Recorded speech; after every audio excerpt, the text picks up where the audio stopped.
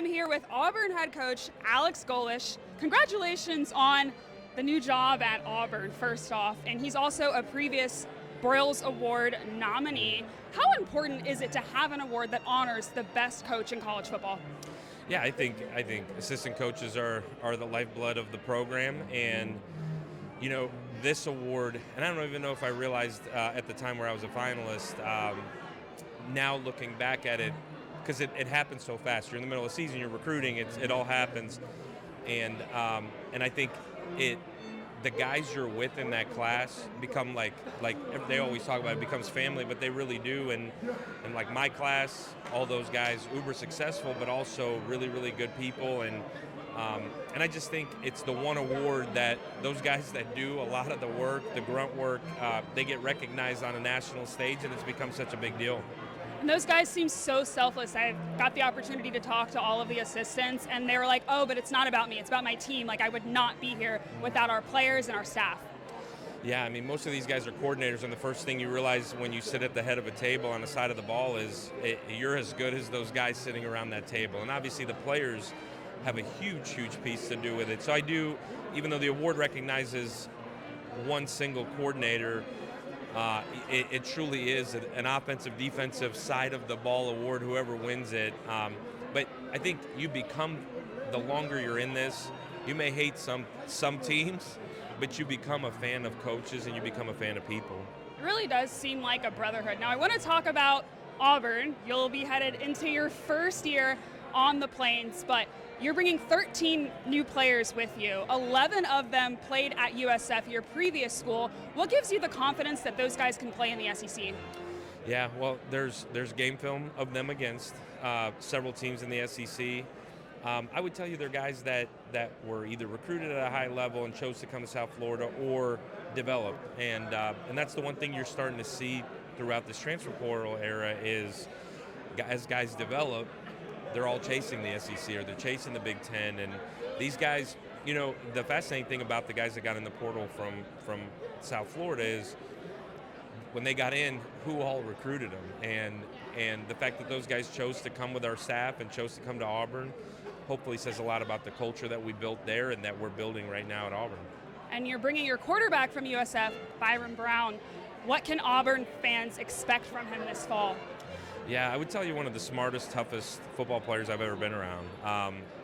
Young man takes care of the football, certainly can run the football and create with his feet, but has developed so much as a passer. I think by the time he's done with his career at Auburn, he'll be a household name, and he's slowly become that playing at South Florida, but he's a young man that cares about his teammates deeply.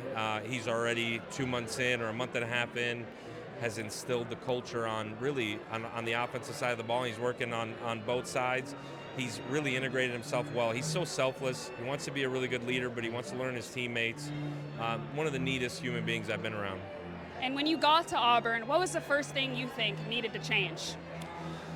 Yeah, I try not to be uber critical of anything before me. One, I wasn't there.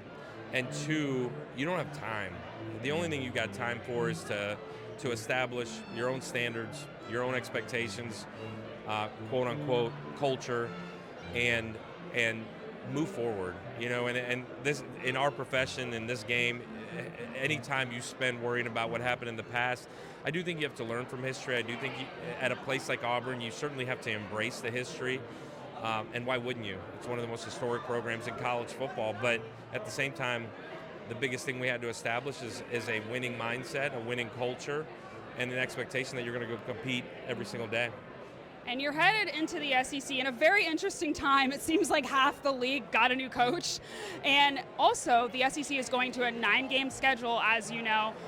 One of the teams there is your previous school that you were an offensive coordinator at, Tennessee. Auburn will be playing at Tennessee this year. And how excited are you for that game and the 9-game schedule? How much of a challenge is that for you?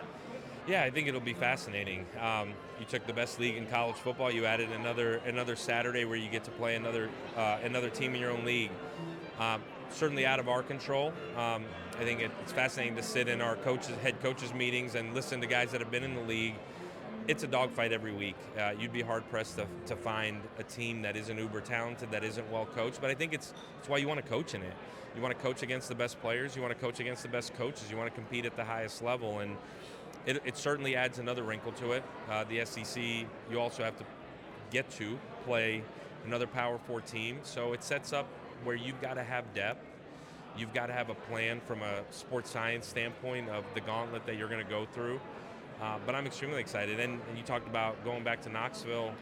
Man, I've got so much respect for Coach Heupel and the program that he's built. We absolutely love and adored our time. When that time comes, we'll be as prepared as ever. Awesome. Well, thank you so much for your time, Coach, and best of luck in the 2026 season. Thank you. Thank you.